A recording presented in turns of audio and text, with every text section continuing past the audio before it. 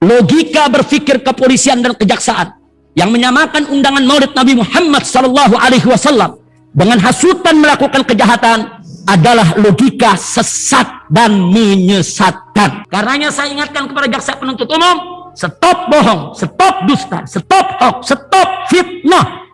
Harap jaksa penuntut umum tidak mengotori sidang pengadilan yang terhormat ini dengan bohong, dusta, hoax, dan fitnah.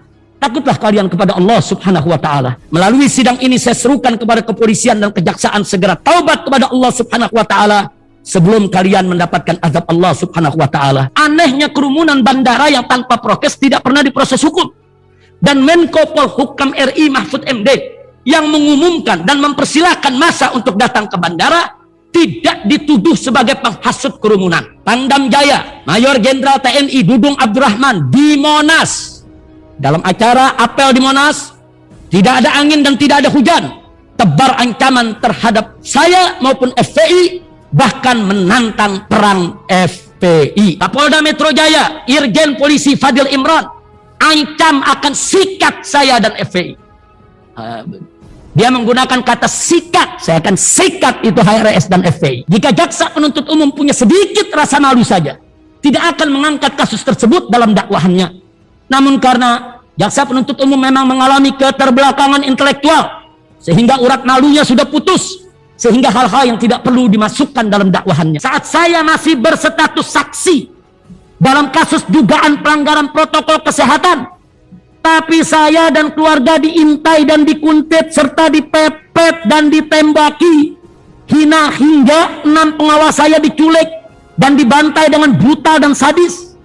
Pertanyaan saya, apa seperti itu proses hukum bagi saksi dalam kasus dugaan pelanggaran prokes? Jaksa penuntut umum dalam dakwaannya selalu mengulang-ulang dengan lantang dan keras dalam ruang sidang ini, serta penuh tekanan bahwa terdakwa menyatakan sebagai IBFPI yang sudah dibubarkan dan dilarang oleh SKB Mendagri, Menkumham RI, Menkominfo RI, Jaksa Agung RI, Kapolri, dan Kepala Badan Nasional Penanggulangan Teroris. Teroris itu sengaja ditekankan. Untuk apa? Terima kasih Majelis Hakim yang mulia. Saya sampaikan jazakumullahu khairal jaza atas dihadirkannya saya di majelis yang mulia ini. Langsung saja saya akan membacakan daripada eksepsi saya. Assalamualaikum warahmatullahi wabarakatuh. Waalaikumsalam. Bismillahirrahmanirrahim. Subhanallahil jabbaril qahhar. Walhamdulillahil ghaffaris sattar. Wassalatu wassalamu ala nabiyil mukhtar wa ala alihil athhar wa ashabihil akhyar wa atba'ihil abrar. Nota keberatan atau eksepsi Al-Habib Muhammad Rizik bin Hashim Shihab atas dakwaan jaksa penuntut umum nomor perkara _2 PDM strip 011 _GKT tim _Eko _02 _2021 tentang kasus kerumunan Maulid Nabi Muhammad sallallahu alaihi wasallam di Petamburan. Majelis Hakim yang mulia, kepada segenap para pengacara saya yang tercinta dan seluruh jaksa penuntut umum yang terhormat, begitu juga seluruh pecinta keadilan. Sebelum saya menyampaikan bantahan dan sanggahan saya atas dakwaan jaksa penuntut umum, maka terlebih dahulu saya ingin mengingatkan diri saya dan seluruh yang hadir atau mengikuti sidang peradilan ini, ketahuilah bahwasanya salah satu nama Allah Subhanahu wa Ta'ala adalah Al-Adl, yang artinya Maha Adil. Allah Subhanahu wa Ta'ala yang Maha Adil memerintahkan segenap umat manusia untuk bersikap dan berbuat adil, serta selalu menegakkan keadilan sebagaimana termaktub dalam kitab suci Al-Quranul Karim. Pertama, surat ke-16, yaitu surat An-Nahl ayat 90. Allah berfirman, Innallaha ya'muru bil adli wal ihsan. Sesungguhnya Allah Subhanahu wa Ta'ala memerintahkan berlaku adil dan berbuat kebajikan. Kedua, surat keempat yaitu surat An-Nisa ayat 58. Di mana Allah Subhanahu wa taala berfirman, "Wa idza hakamtum bainan nasi an tahkumu bil 'adl." Yang artinya, dan apabila kalian menetapkan hukum di antara manusia, maka tetapkanlah hukum dengan adil. Yang ketiga, yaitu surat kelima, surat Al-Maidah ayat 8, di mana Allah Subhanahu wa taala qala, "Ya ayyuhalladzina amanu kunu qawamina lillahi syuhada'a bil qist wa la yajrimannakum sana'anu qaumin ala alla ta'dilu i'dilu huwa aqrabu littaqwa wattaqullah."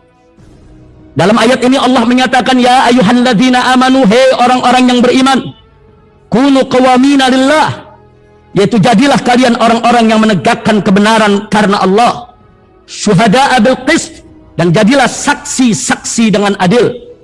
Wala yajrimannakum sana'an qaumin, dan jangan sampai sekali-kali kebencianmu kepada suatu kaum ala alla ta'dilu, yaitu mendorong kamu untuk bersikap tidak adil. I'dilu, adillah kamu semua, huwa aqrabu littaqwa, sesungguhnya sikap adil itu lebih dekat kepada takwa, wattaqullah, dan bertakwalah kepada Allah Subhanahu wa taala.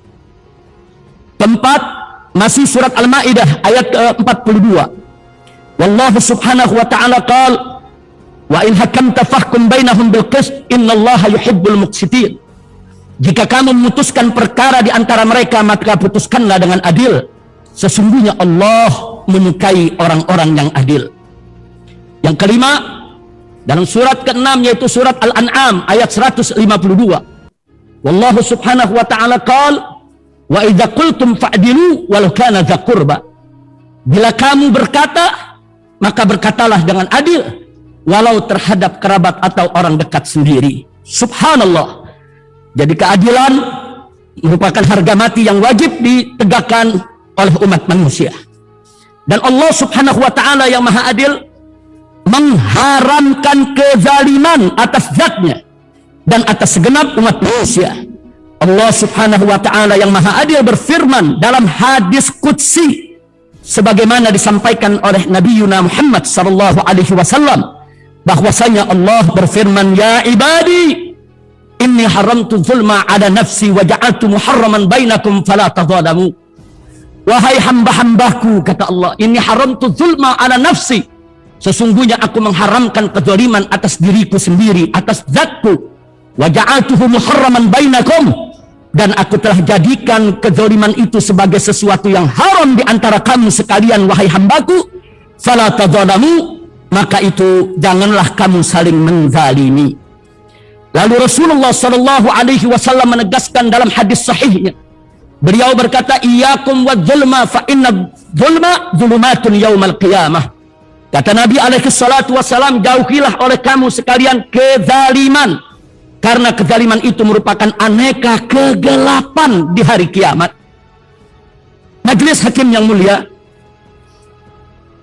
dan seluruh pecinta keadilan, bahwa dalam suatu peristiwa tatkala ada seorang wanita Quraisy mencuri di zaman Nabi alaihi salatu wassalam, kemudian divonis potong tangan oleh Rasulullah sallallahu alaihi wasallam sesuai hukum Allah Subhanahu wa taala, maka sejumlah pemuka Quraisy mengutus orang yang dicinta Nabi alaihi salatu wassalam, yaitu Usamah bin Zaid bin Harithah radhiyallahu taala anhuma, untuk menemui Nabi alaihi salatu wassalam dan memohon dispensi keringanan agar wanita Quraisy si pencuri tersebut tidak dipotong tangan. Namun Rasulullah sallallahu alaihi wasallam marah seraya berkata, ya Usama, atasfa'u fi haddin min hududillah. Hei Usama, adakah kamu ingin memberikan maaf, keringanan, dispensasi dalam suatu perkara hukum yang sudah ditetapkan hukumnya oleh Allah Subhanahu wa taala? Kemudian Rasulullah mengumpulkan para sahabatnya dan bersabda di hadapan mereka. Nabi mengatakan, innama halaka man kana qablakum idza saraka fihimus syarif tarakuhu wa idza saraka fihimud dha'if yuqamu alaikil had wa imullah in kanat Fatimah bint Muhammadin sarakat laqata'tu yadaha. di mana Nabi mengatakan innama halaka man kana qablakum. Sesungguhnya umat sebelum kamu dibinasakan oleh Allah Subhanahu wa taala gara-gara persoalan apa? Lantaran idza saraqa fihimus syarif. Jika ada orang yang dipandang terhormat, dianggap mulia, kemudian mereka mencuri, tarukuhu, akan tetapi dibiarkan, ditinggalkan, tidak dihukum. Wa idza saraqa fihimud dhaif. Tapi tatkala orang lemah, wong cilik, rakyat jelata yang mencuri di tengah mereka, yuqamu alaihil had, baru ditegakkan hukum terhadap si orang lemah tadi. Akhirnya Nabi bersumpah, waimullah, demi Allah, in kanat Fatimah bintu Muhammadin sarakat. Andai kata Fatimah putriku, andai kata Fatimah putri Muhammad sarakat, mencuri, laqata'tu yadaha, demi Allah, niscaya pasti akan aku potong tangannya. Subhanallah. Dari hadis sahih ini kita mendapatkan pelajaran sangat berharga. Yang pertama, betapa pentingnya penegakan keadilan. Kedua, bahwa ketidakadilan hanya membawa malapetaka. Ketiga, tidak boleh ada diskriminasi dalam penegakan hukum. Kalau tadi dalam hadis yang sudah disebutkan bagaimana segelintir masyarakat Quraisy ingin minta dispensasi dengan alasan karena wanita tadi merupakan wanita yang terhormat, maka Nabi memberikan jawaban yang luar biasa. Jangankan perempuan Quraisy tersebut, sekalipun putriku Fatimah, semua mulianya perempuan, sayyidatun nisa'il alamin, kalaupun mencuri, pasti akan aku potong tangannya. Terdakwa sebentar dulu ya, penasihat hukum. Ya, silakan. Ini minta supaya keberatannya langsung dibagikan, bisa kami langsung ikuti, tandai kalau ada yang hal pentingnya. Terima kasih yang mulia. Coba dibagikan semua, biar lebih bisa mengikuti.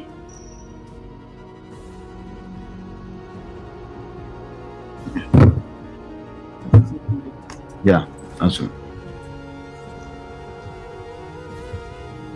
Penuntut umum juga.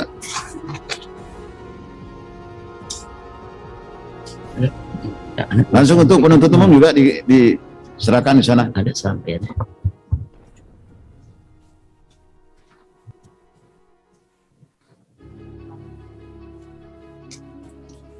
Yang petamburan ya. Coba lihat luarnya. Petamburan ya. Ya, sesuai.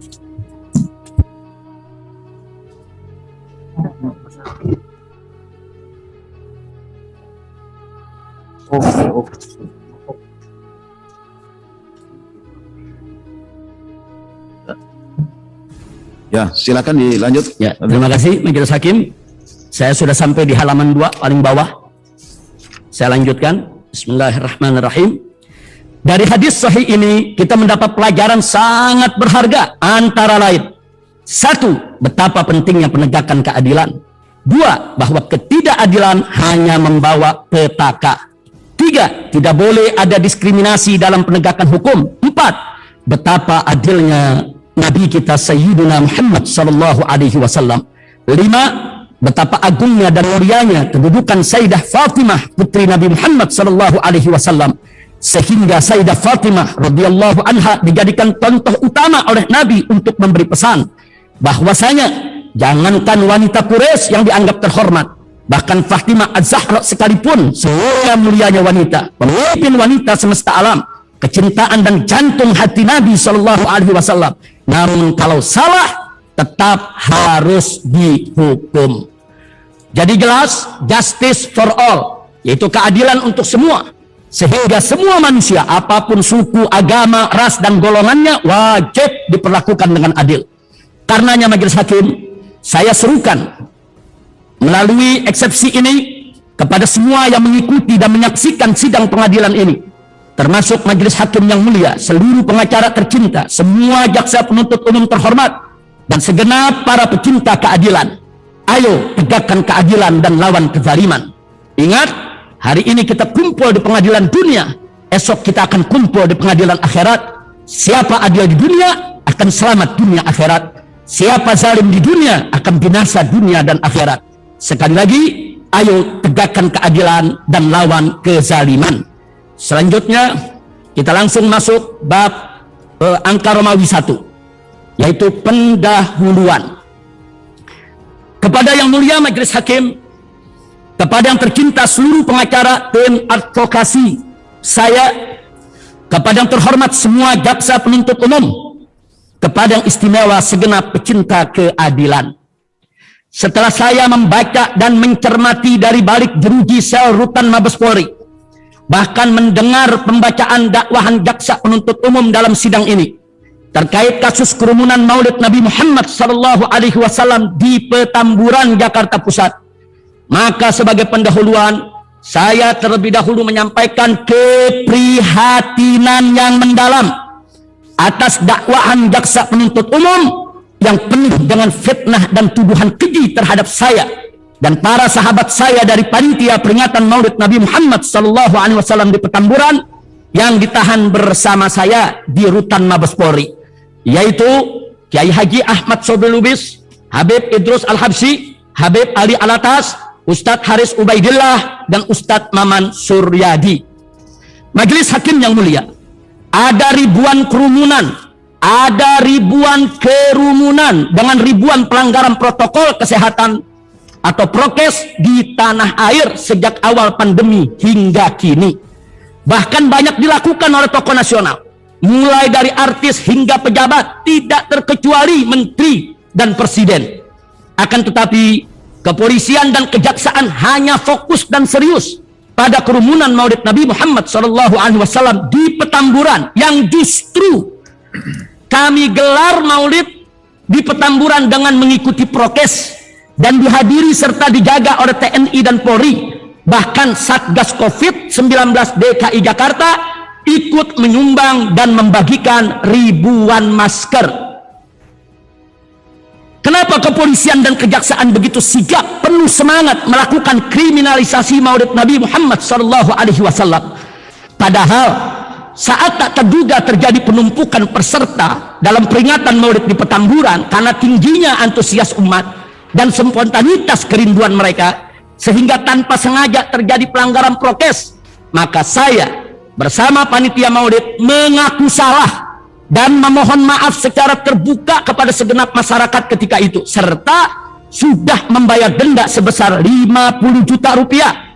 Sekaligus saya membatalkan semua rencana kunjungan silaturahmi ke daerah di seluruh Indonesia karena berpotensi terjadi kerukunan. Dan itu kami putuskan, kami tidak akan turun ke daerah sampai pandemi berakhir. Jadi saya ulangi di sini, Majelis Hakim yang mulia, kami sudah membayar denda 50 juta. Kami membuat rekaman permohonan maaf kepada masyarakat. Kami sudah mengakui salah, bahkan kami batalkan seluruh acara kami se-Indonesia. Nah, kenapa kepolisian dan kejaksaan menutup mata dan membiarkan berbagai kerumunan yang dengan sengaja melanggar prokes tanpa merasa bersalah? Tidak ada minta maaf, bahkan dilakukan secara berulang kali, sudah menjadi rahasia umum yang disaksikan dan diketahui oleh semua lapisan masyarakat. Bahkan aneka kerumunan dan pelanggaran prokes yang dilakukan secara demonstratif terang-terangan oleh orang-orang dekat Presiden Jokowi dan dibiarkan oleh aparat, bahkan dibenarkan. Antara lain, 1, anak dan menantu Jokowi saat Pilkada 2020 di Solo dan Medan telah melakukan belasan kali pelanggaran prokes, tapi tidak diproses hukum oleh kepolisian maupun kejaksaan. Apa karena mereka keluarga presiden sehingga mereka kebal hukum? Yang kedua, anggota Watim Pres, yaitu Dewan Pertimbangan Presiden di Pekalongan, sejak awal pandemi selama berbulan-bulan di setiap malam Jumat Kliwon menggelar kerumunan ribuan massa tanpa jaga jarak, tanpa masker, bahkan sempat membuat pernyataan di hadapan ribuan massa untuk mengabaikan dan tidak peduli wabah corona. Namun yang bersangkutan tidak tersentuh proses hukum, baik di kepolisian maupun kejaksaan. Apakah karena dia penasehat presiden sehingga hukum tidak berlaku baginya? Yang ketiga, sahabat Jokowi, yaitu Ahok, si narapidana penista Al-Quran bersama artis Raffi Ahmad, gelar kerumunan usai menghadiri pesta mewah ulang tahun seorang pengusaha dan pembalap pada tanggal 13 Januari 2021, yaitu Sen Gelail. Kerumunan Ahok CS ini penyelidikannya dihentikan oleh kepolisian dan kejaksaan pun tidak peduli. Kenapa? Apa karena mereka teman presiden sehingga tidak boleh diproses hukum?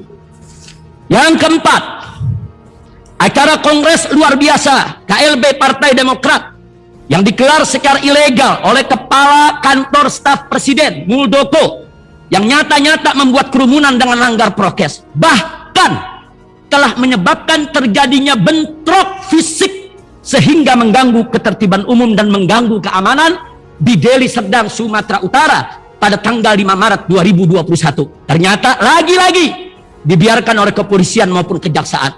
Apa karena gembong pelakunya orang istana presiden sehingga super kebal hukum? Yang kelima, dan ini yang paling fenomenal. Sekali lagi saya nyatakan ini paling fenomenal. Pada tanggal 23 Februari 2021, Presiden Jokowi menggelar kerumunan ribuan massa tanpa prokes, bahkan lempar bingkisan yang sudah direncanakan dan disiapkan sebelumnya di Maumere, Nusa Tenggara Timur. Alih-alih kerumunan Jokowi dan pelanggaran prokes ini diproses hukum oleh kepolisian dan kejaksaan, bahkan masyarakat yang melapor ditolak, serta tanpa punya rasa malu, Mabes Polri langsung menyatakan tidak ada pelanggaran prokes. Kenapa? Apa karena pelakunya adalah seorang presiden sehingga boleh suka-suka langgar hukum secara terang-terangan yang disaksikan jutaan rakyat melalui media massa maupun media cetak maupun media elektronik? Jadi jelas bahwa proses hukum ini yang ingin saya garis bawahi. Jadi jelas bahwa proses hukum terhadap peringatan Maulid Nabi Muhammad SAW di Petamburan adalah bentuk diskriminasi hukum yang dilarang oleh konstitusi dan perundang-undangan Negara Kesatuan Republik Indonesia yang berdasarkan Pancasila dan Undang-Undang Dasar 1945. Semoga majelis hakim yang mulia di sini bisa menegakkan keadilan tanpa adanya diskriminasi hukum. Yang dua Romawi. Kriminalisasi Maulid Nabi Muhammad Sallallahu Alaihi Wasallam. Pada tanggal 10 November 2020, saya dan keluarga tiba di Bandara Soekarno-Hatta, Cengkareng. Di pintu pesawat, paspor kami dan surat bebas COVID dari otoritas Saudi diambil oleh salah seorang petugas bandara untuk diurus keimigrasian. Namun kami tidak bisa mengikuti petugas tersebut karena dari depan pintu pesawat sudah penuh dengan massa penjemput. Dan di dalam gedung bandara sudah penuh, dan di dalam gedung bandara yang kami lalui sudah dipadati ribuan massa. Sementara di luar gedung bandara sudah menunggu jutaan massa penjemput. Jadi sekali lagi saya sampaikan kepada majelis hakim yang mulia, depan pintu pesawat itu manusia sudah penuh, pegawai-pegawai daripada bandara sudah berkumpul sehingga terjadi kredit sulit untuk saya bergerak. Ini penting sekali untuk saya nyatakan karena ada dalam beberapa dakwaan jaksa yang menyatakan kalau di sana saya itu diperiksa dulu dan lain sebagainya. Saya lanjutkan. Akibatnya kami tidak bisa lagi bertemu dengan para petugas bandara sehingga kami tidak pernah mendapat penjelasan tentang pandemi dari pihak bandara baik secara lisan maupun tulisan. Baru setelah 1 minggu, sepekan, sekitar tanggal 17 November 2020, pasca peringatan Maulid Nabi di Petamburan yang digelar tanggal 14 November 2020, paspor kami dikembalikan beserta surat dari pihak bandara terkait pandemi. Diantar ke rumah kami surat tersebut. Sejak saat itulah kami baru mengetahui tentang keharusan isolasi selama 14 hari bagi siapa saja yang baru datang dari luar negeri. Nah, begitu kami dapat surat tersebut, langsung kami lakukan isolasi mandiri terhitung tanggal 17 November 2020. Bahkan khusus 2020 kami pun melakukan isolasi mandiri. Saya ulangi, terhitung tanggal 17 November 2020 kami pun sekeluarga melakukan isolasi mandiri di bawah bimbingan dan pengawasan tim medis dari tim Mercy. Bahkan khusus saya yang mengalami kelelahan yang teramat sangat, pada pekan berikutnya meminta perawatan khusus di Rumah Sakit Umi Bogor. Jadi dakwahan jaksa penuntut umum yang menyatakan bahwa 1. Saya diperiksa kesehatan di Bandara Cengkareng. 2. Saya mendapat penjelasan dari pimpinan bandara tentang COVID-19. 3. Saya diberitahu tentang kewajiban isolasi mandiri 14 hari. 4. Saya menolak isolasi mandiri 14 hari. 5. Saya malah sengaja menuju kerumunan bandara. 6. Saya tidak mengingatkan kerumunan tentang prokes. 7. Saya juga sengaja ikut ke kerumunan di sekitar rumah saya saat tiba dari bandara. 8. Saya tidak membubarkan kerumunan di rumah. 9. Saya tidak menyerahkan clearance kesehatan dari Bandara Cengkareng ke RT RW setempat. 10. Saya tidak melakukan isolasi mandiri di rumah. Semua dakwaan jaksa penuntut umum 10 poin yang saya sebutkan tadi di atas adalah bohong dan dusta, bahkan fitnah dan tuduhan keji. Sebab sebagaimana telah saya jelaskan di atas tentang kronologi singkat kedatangan saya di bandara, bahwa yang benar adalah: 1. Saya tidak diperiksa kesehatan di Bandara Cengkareng. 2. Saya tidak mendapat penjelasan dari pimpinan bandara tentang COVID-19 atau dari petugas bandara tentang COVID-19. 3. Saya tidak diberitahu tentang kewajiban isolasi mandiri 14 hari. 4. Saya tidak pernah menolak isolasi mandiri 14 hari. Bahkan saya isolasi mandiri lebih dari 1 bulan semenjak tanggal 17 November setelah saya tahu harus isolasi. Nah, kemudian yang kelima, saya tidak pernah dengan sengaja menuju kerumunan bandara. Karena dari pintu pesawat sudah banyak orang. Dan di dalam gedung bandara sudah ada puluhan ribu orang. Sementara di luar gedung bandara sudah menunggu jutaan orang. Saya menuju kendaraan saya untuk pulang ke rumah, bukan menuju ke kerumunan sebagaimana difitnahkan oleh jaksa penuntut umum. 6. Justru sepanjang jalan saya terus mengingatkan massa agar patuhi prokes dan jaga diri serta buka jalan agar saya bisa lancar menuju ke rumah dan massa bisa bubar kembali ke rumah masing-masing. 7. Saya tidak pernah buat kerumunan di rumah. Justru sesampai di rumah sudah ada kerumunan massa begitu banyak sehingga saya sulit masuk ke rumah. 9. Saya justru di sini yang ke-8. Justru saya yang membubarkan kerumunan di sekitar rumah saya dan saya minta semua pulang. Dari depan pintu rumah saya, dari atas mobil sebelum saya turun, saya minta massa bubar. Silakan pulang, silakan pulang. Dan akhirnya saya masuk ke rumah, massa pun bubar. Yang ke-9, saya baru dapat surat penjelasan COVID-19 dari bandara tanggal 17 November 2020. Sehingga saya langsung mengisolasi mandiri pada mulai tanggal tersebut. 10. Siapa bilang saya tidak isolasi mandiri 14 hari? Bahkan saya isolasi mandiri lebih dari 1 bulan di luar penjara. Dan begitu masuk penjara, justru saya diisolasi selama 1 bulan di dalam sel. Yang nggak boleh ketemu siapapun. Digembok siang malam 24 jam. Tidak boleh dibesuk oleh keluarga. Artinya hampir 2 bulan saya diisolasi. Saya lanjutkan. Perlu diketahui bahwa ledakan jumlah massa penjemput di bandara bukan saya yang mengundang. Akan tetapi adalah akibat dari pengumuman kepulangan saya dari Saudi yang diumumkan langsung oleh Menko Polhukam yaitu Mahfud MD di semua media TV nasional sambil mempersilahkan massa datang untuk menjemput. Kerumunan bandara, saya ulangi sekali lagi, ledakan jumlah massa penjemput di bandara bukan saya yang mengundang. Akan tetapi adalah akibat dari pengumuman kepulangan saya dari Saudi yang diumumkan langsung oleh Menko Polhukam Mahfud MD di semua media TV nasional sambil mempersilahkan massa datang untuk menjemput. Majelis Hakim yang mulia, kerumunan bandara jauh lebih besar dibandingkan dengan kerumunan Maulid di Petamburan. Dari segi jumlah massa dalam kerumunan bandara mencapai jutaan orang. Sedangkan jumlah massa dalam kerumunan Maulid di Petamburan hanya beberapa ribu saja. Dan dari segi prokes, maka kerumunan bandara sama sekali tidak ikut prokes. Sedangkan kerumunan Maulid di Petamburan mengikuti prokes. Walau tanpa sengaja ada terjadi pelanggaran yang kemudian kami membayar denda sebesar 50 juta rupiah. Anehnya, kerumunan bandara yang tanpa prokes tidak pernah diproses hukum. Nah, tapi dibahas luas oleh jaksa penuntut umum dalam dakwahannya, tapi tidak diproses hukum. Anehnya kerumunan bandara yang tanpa prokes tidak pernah diproses hukum. Dan Menko Polhukam RI Mahfud MD yang mengumumkan dan mempersilahkan massa untuk datang ke bandara tidak dituduh sebagai penghasut kerumunan. Berbeda dengan kerumunan Maulid di Petamburan yang sudah mengikuti proses dan jumlah masanya tidak sebanyak kerumunan bandara, justru kepolisian dan kejaksaan sangat heroik memprosesnya.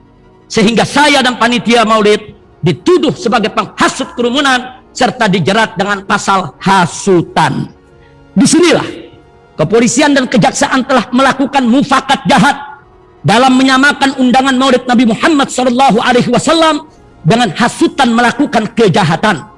Logika berpikir kepolisian dan kejaksaan yang menyamakan undangan maulid Nabi Muhammad SAW dengan hasutan melakukan kejahatan adalah logika sesat dan menyesatkan.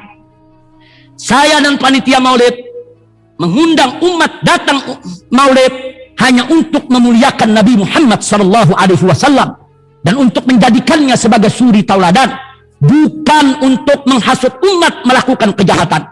Jika undangan maulid difitnah oleh kepolisian dan kejaksaan, jika undangan maulid difitnah oleh kepolisian dan kejaksaan sebagai hasutan kejahatan berkerumun, maka saya khawatir majelis hakim nanti ke depan azan panggilan sholat ke masjid dan undangan kebaktian ke gereja serta himbauan ibadah di pura dan kelenteng juga akan difitnah sebagai hasutan kejahatan kerumunan, sehingga ini akan menjadi kriminalisasi agama. Demi Allah, saya bersumpah bahwasanya hanya manusia tidak beragama atau anti agama yang memfitnah undangan ibadah sebagai hasutan kejahatan. Karenanya, melalui sidang ini saya serukan kepada kepolisian dan kejaksaan segera taubat kepada Allah Subhanahu wa taala sebelum kalian mendapatkan azab Allah Subhanahu wa taala. Dan kami mohon kepada majelis hakim yang mulia untuk segera menghentikan kejahatan kriminalisasi agama ini, khususnya kriminalisasi maulid Nabi Muhammad SAW di Petamburan. Selanjutnya, Romawi 3, kronologis kasus. Di sini saya sampaikan kronologis dan rangkaian kasus yang didakwakan terhadap saya agar supaya semua pihak lebih mudah memahami masalah, yaitu sebagai berikut. 1. Tanggal 9 November 2020 saya meninggalkan Saudi dalam keadaan sehat walafiat dengan membawa surat bebas COVID dari otoritas Saudi. 2. Tanggal 10 November 2020 saya dan keluarga tiba di Bandara Cengkareng yang disambut jutaan umat Islam yang telah memenuhi Bandara Cengkareng dari mulai pintu pesawat hingga ke bagian dalam dan luar gedung bandara, bahkan sampai ke rumah saya di Petamburan. Akibatnya, 1. Saya tidak diperiksa kesehatan di bandara. 2. Saya tidak dapat penjelasan tentang pandemi di bandara. 3. Saya tidak diberitahu tentang kewajiban isolasi mandiri selama 14 hari. 4. Saya tidak dapat clearance kesehatan dari pihak bandara. 5. Paspor dan surat bebas COVID-19 dari Saudi tertahan selama sepekan di tangan petugas bandara. 3. Tanggal 11 November 2020 saya dan keluarga kelelahan sehingga meminta bantuan dari kawan dokter untuk pemeriksaan kesehatan dan pemberian vitamin beserta suplemen untuk meningkatkan stamina. 4. Tanggal 12 November 2020 saya menghubungi tim medis dari tim Mercy yang sudah berpengalaman nasional maupun internasional untuk melakukan pendampingan dan pemeriksaan kesehatan lebih intensif untuk saya dan keluarga. 5. Tanggal 19 November 2020 saya pulang ke rumah saya di pesantren agrokultural Markas Syariat di Megamendung Bogor untuk pelaksanaan sholat Jumat dan peletakan batu pertama Masjid Raya MS serta peresmian studio media TV MS yang terdiri dari pengurus dan guru serta santri dengan tetap patuhi prokes. Dan pada hari yang sama, tim Mercy memenuhi permohonan saya dan mengirim tim medisnya yang dipimpin oleh Dr. Hadiki Habib yang menemui saya di pesantren agrokultural Markas Syariat Megamendung Bogor. 6. Tanggal 14 November 2020 saya menikahkan putri saya dalam acara Maulid Nabi Muhammad SAW di Petamburan dengan mengikuti prokes. Walaupun akhirnya terjadi pelanggaran dan saya mengaku salah, saya meminta maaf dan saya sudah membayar denda 50 juta rupiah. 7. Tanggal 15 November 2020 saya mengadakan resepsi pernikahan di rumah saya. Yang tadi akad nikah, ini resepsinya. Dengan prokes super ketat. Seperti undangan sangat terbatas, tamu digilir per grup dengan jam berbeda, semua tamu memakai masker dan jaga jarak, dan waktu juga sangat dibatasi. Yang kami undang hanya keluarga dari laki-laki, mempelai laki-laki dan mempelai perempuan. 8 maaf, ada perbaikan majelis hakim, itu tanggalnya tanggal 15 bukan 16, masih tanggal yang sama di halaman 9. 8 masih tanggal 15 November 2020. Saya dan panitia maulid membayar denda sebesar 50 juta rupiah karena terjadi pelanggaran prokes dalam acara maulid Nabi Muhammad SAW, walau tanpa sengaja dan di luar kendari. Sedangkan acara resepsi pernikahan di rumah saya tidak ada pelanggaran prokes. Semua berjalan tertib dan aman. 9. Tanggal 17 November 2020. Saya menerima kembali paspor saya, sekaligus mendapat clearance kesehatan dari pihak bandara dan keterangan bahwa saya dan keluarga yang baru pulang dari Saudi harus isolasi mandiri. Sejak itu saya dan keluarga melakukan isolasi mandiri di rumah kami di Sentul, Bogor. 10. Tanggal 19 November 2020. Entah kenapa Petamburan tempat tinggal saya didatangi oleh pasukan Kopsus TNI, yaitu Komando Operasi Khusus TNI yang terdiri dari 3 pasukan elit TNI, yaitu Kopassus Angkatan Darat, Marinir Angkatan Laut, serta Paskhas Angkatan Udara. Pasukan Kopsus ini tidak bergerak kecuali dengan perintah Presiden. Kedatangan Kopsus di Petamburan, walaupun hanya lewat sambil berhenti sebentar di mulut gang markas besar FPI, tapi sempat menakutkan warga. Ini adalah teror untuk saya dan keluarga serta para tetangga saya di Petamburan. 11. Tanggal 20 November 2020. Pangdam Jaya, Mayor Jenderal TNI Dudung Abdurrahman di Monas.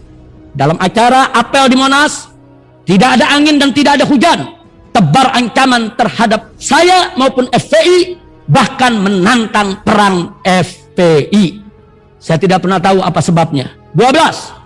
Tanggal 21 November 2020, Pangdam Jaya, Mayor Jenderal TNI Dudung Abdurrahman menurunkan pasukan dengan kendaraan perang untuk menurunkan seluruh baliho ucapan selamat datang untuk saya di seluruh Jakarta. Semua baliho yang ada gambar saya diturun paksa. Kemudian tanggal 22 November, yang ke-13, tanggal 22 November 2020, baliho dengan foto saya mulai diturunkan oleh aparat TNI dan Polri di seluruh Indonesia. 14. Tanggal 23 November 2020, saya dan istri dengan bantuan tim Mercy melakukan tes COVID dengan swab antigen yang hasilnya reaktif. Jadi di situ tidak disebutkan positif COVID, tapi disebut reaktif.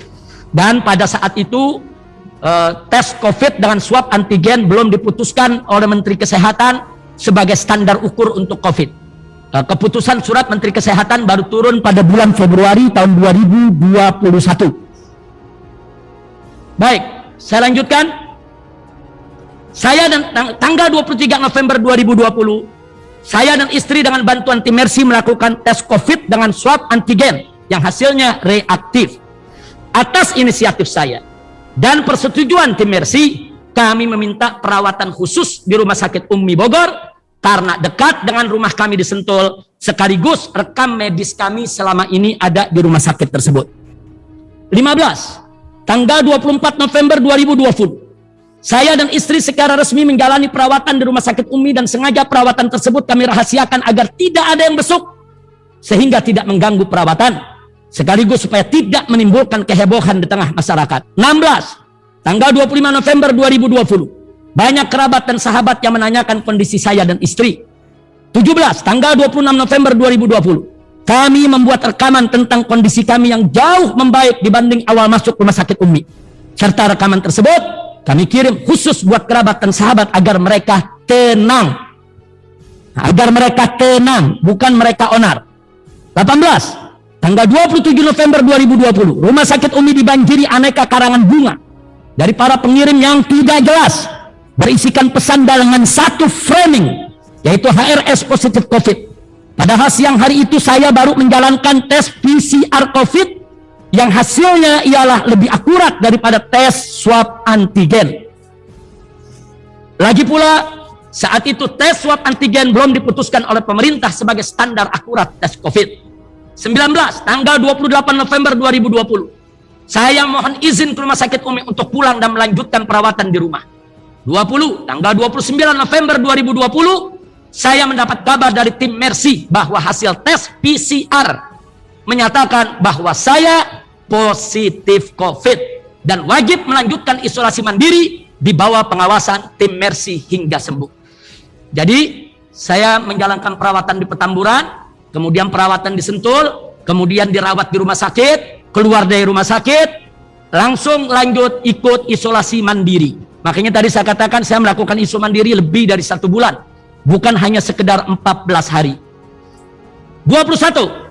Tanggal 30 November 2020. Ada aksi demo kecil-kecilan berjumlah 20 orang di depan perumahan Mutiara Sentul, tempat tinggal saya. Namun anehnya, para pendemo datang bareng bersama polisi dan Satgas Covid serta wartawan. Seperti mereka sudah janjian. Dan hanya berlangsung selama 20 menit. Setelah itu para pendemo pulang menuju Parung karena memang mereka bukan warga setempat.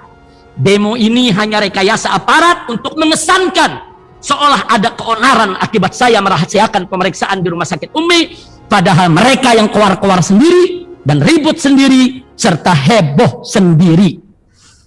22. Tanggal 1 Desember 2020. Saya tidak bisa memenuhi panggilan pertama Polda Metro Jaya. Jadi saya ada panggilan majelis hakim dalam urusan yang sedang disidang hari ini.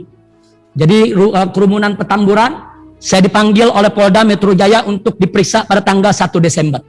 Karena saya baru pulang dari rumah sakit, masih menjalani isolasi mandiri, saya kirim pengacara untuk menghadap kepada penyidik di tanggal tersebut, meminta supaya pemeriksaan saya diundur 1 minggu dan dikabulkan oleh penyidik, mundur 1 minggu.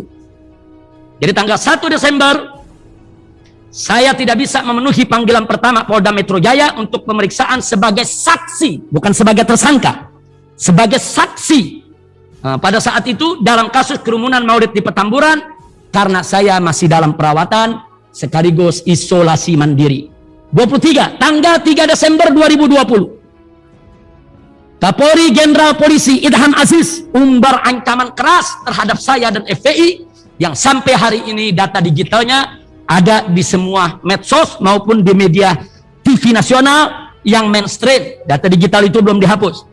Jadi umbar ancaman terhadap saya, terhadap FPI, saya sendiri nggak jelas apa maksudnya.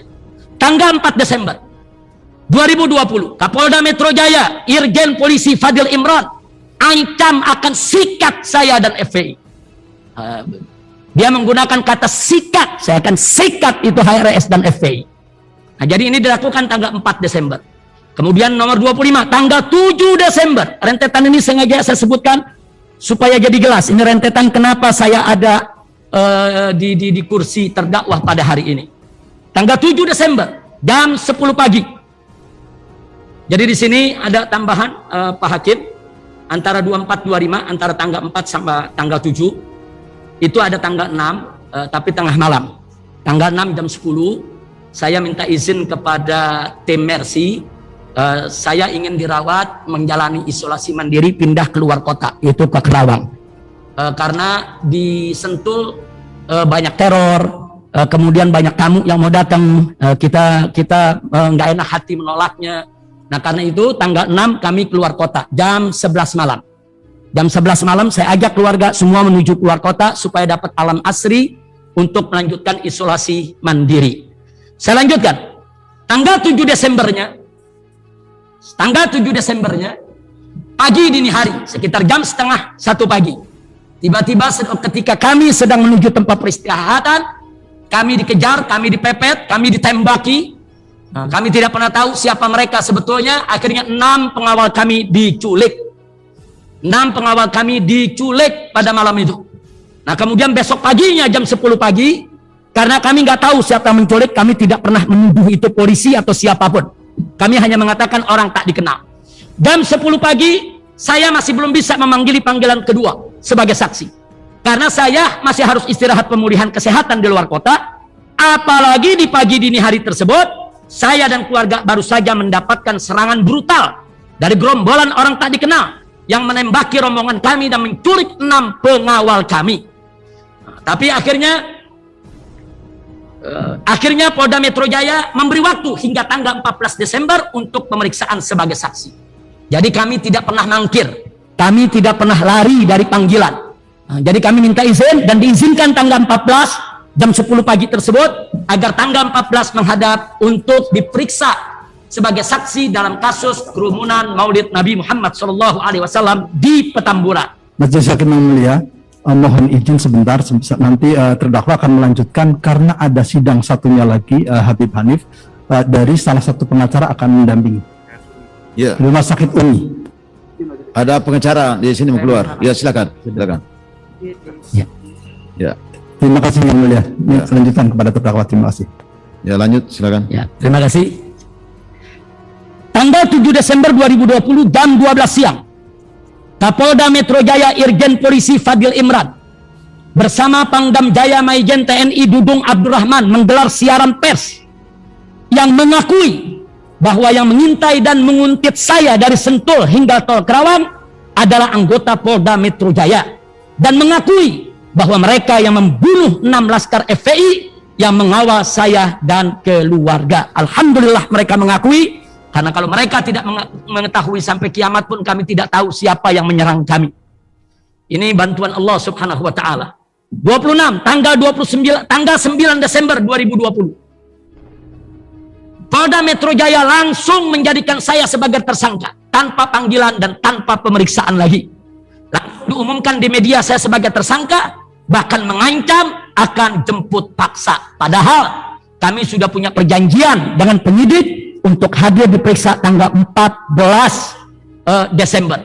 Tapi akhirnya dipercepat, bahkan diumumkan sebagai tersangka dan diancam untuk jemput paksa. 27. Akhirnya saya bersama pengacara mengambil inisiatif tanggal 12 Desember 2020 didampingi pengacara dengan kesadaran sendiri, inisiatif sendiri. Kami yang mendatangi Polda Metro Jaya.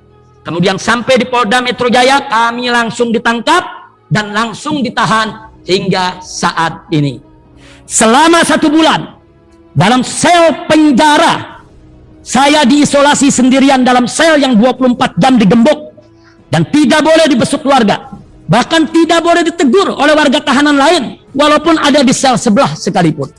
Jadi selama sebulan tidak boleh ada siapapun berkomunikasi dengan saya di dalam penjara sekalipun hanya tetangga sel. Artinya saya mengambil kesimpulan, sengaja atau tidak sengaja saya bersyukur kepada Allah, isolasi mandiri yang saya lakukan dari mulai saya pulang dari Saudi sampai saya di penjara lebih dari 2 bulan lamanya. Jadi tuduhan jaksa yang mengatakan kalau saya tidak pernah isolasi mandiri, bohong, dusta, fitnah, tuduhan keji. Masuk Romawi keempat, bantahan dan sanggahan. Berikut ini saya akan menyampaikan dan memaparkan bantahan atas setiap dakwahan jaksa penuntut umum, sekaligus sanggahan atas setiap pasal perundangan yang digunakan jaksa penuntut umum dalam menebar fitnah dan tuduhan kejinya terhadap saya maupun panitia maulid. A. Dakwahan ke-1, pasal 160 KUHP junto pasal 93 Undang-Undang Nomor 6 Tahun 2018 tentang kekarantinaan kesehatan junto pasal 55 ayat 1 ke 1 KUHP.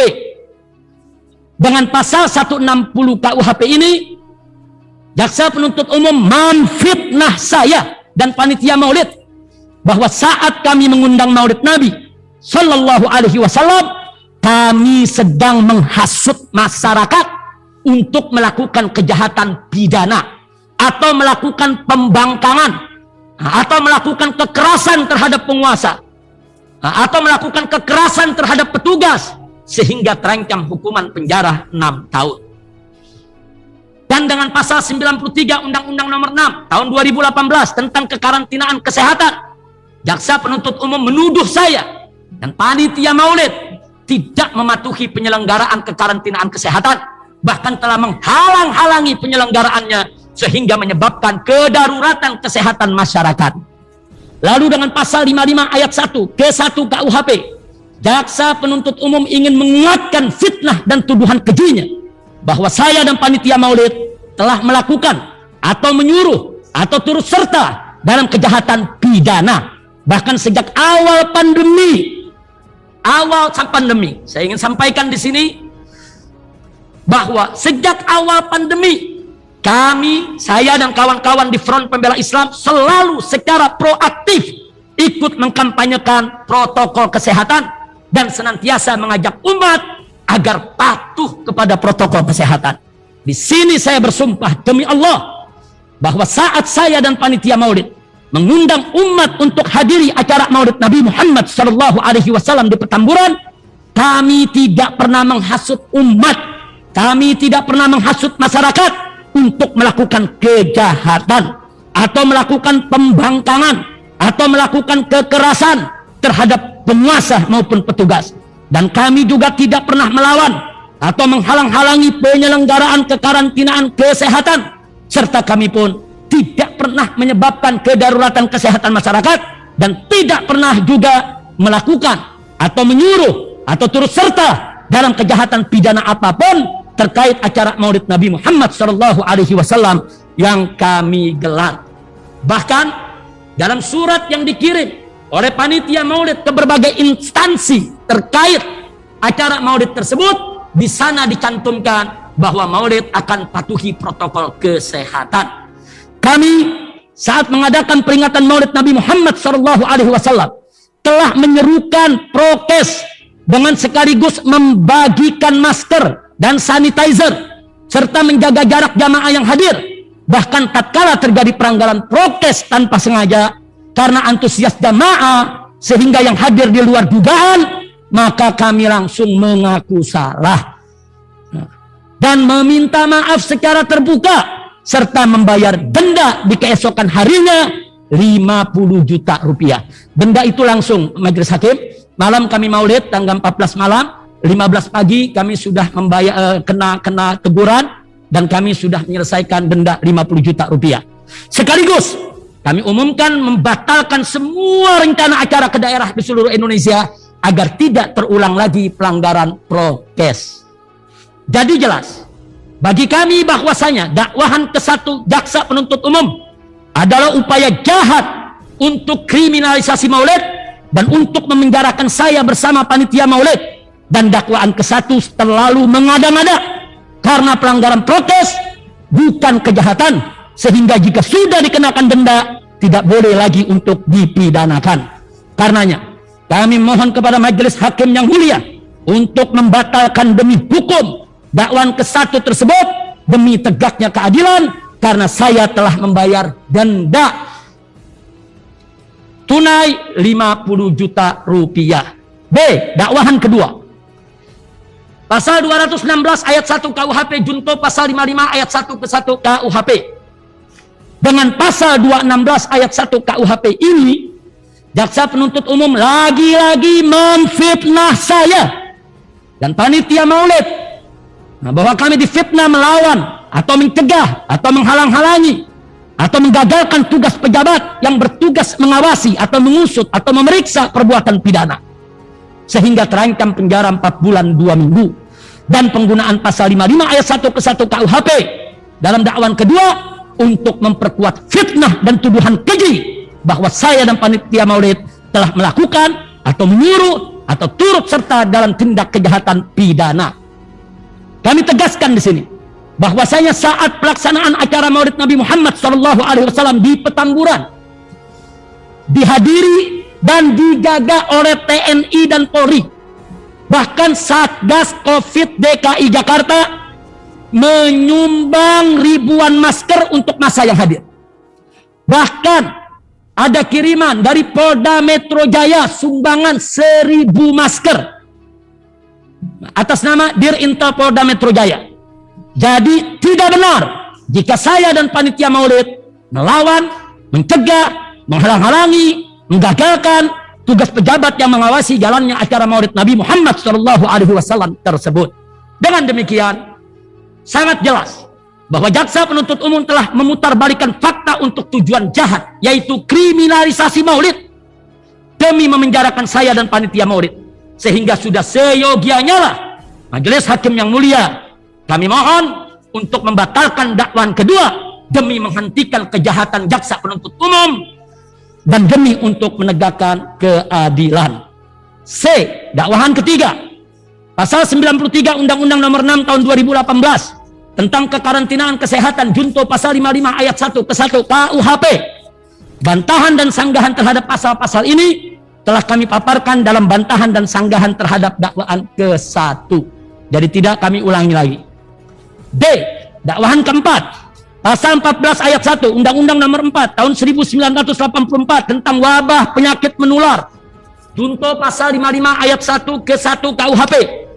Dengan pasal 14 ayat 1 Undang-Undang Nomor 4 1984 ini, jaksa penuntut umum lagi-lagi memfitnah saya dan panitia maulid, telah dengan sengaja menghalangi pelaksanaan penanggulangan wabah sehingga terancam 1 tahun penjara.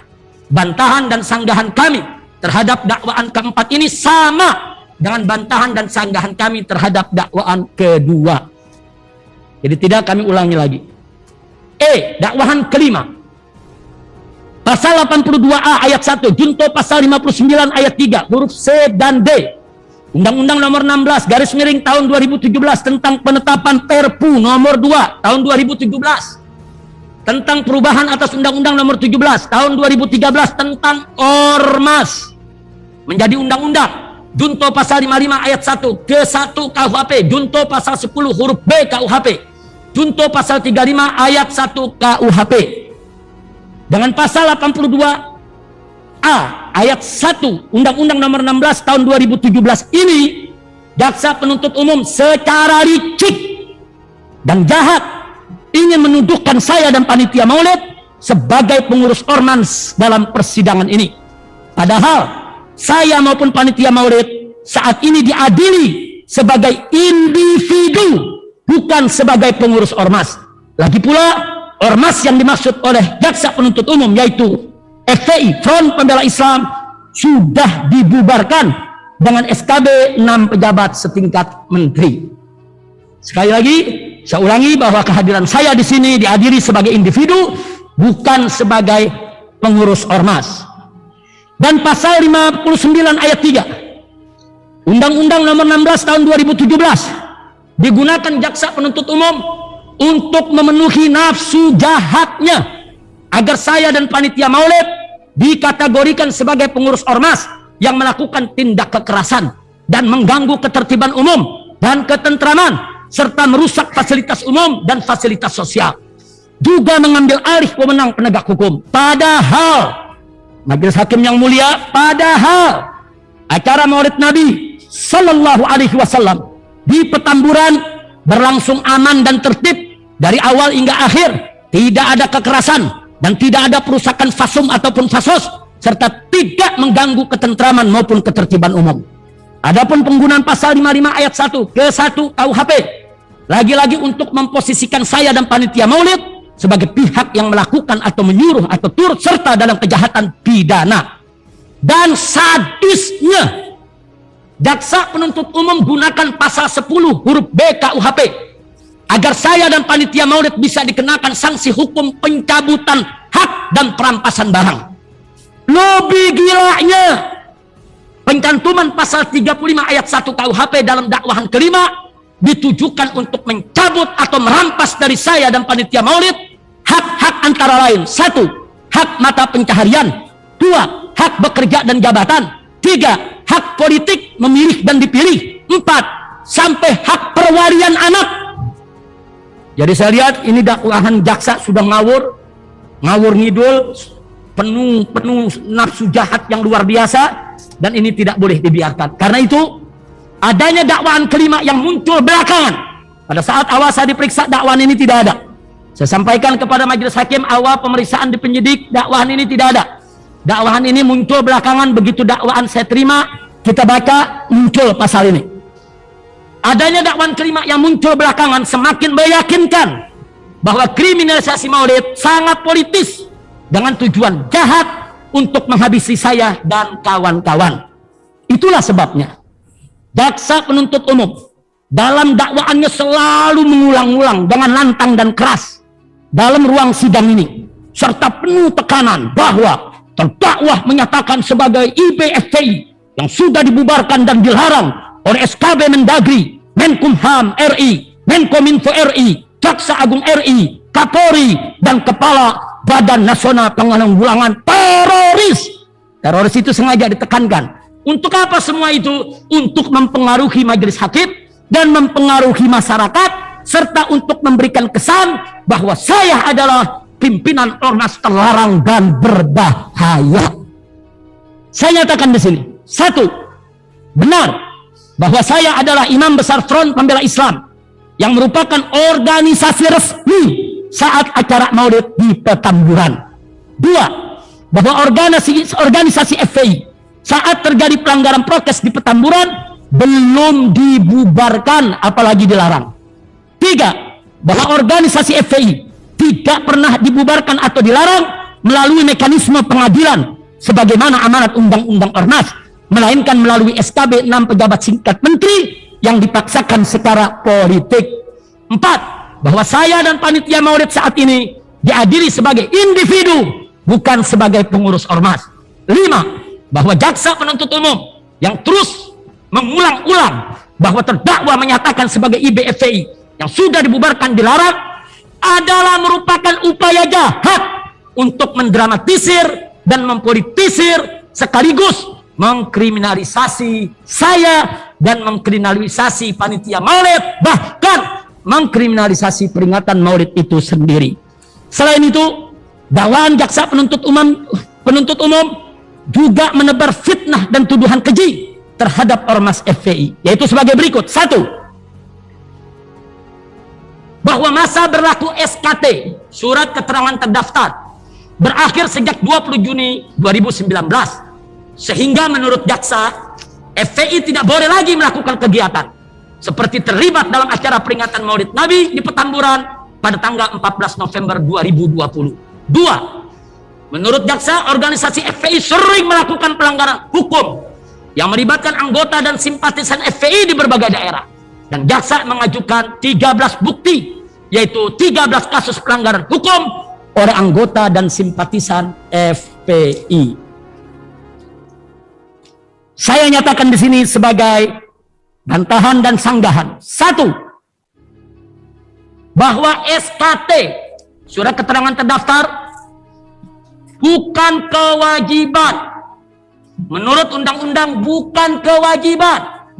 Tapi organisasi manapun boleh mendaftar dengan sukarela dan boleh juga tidak mendaftar.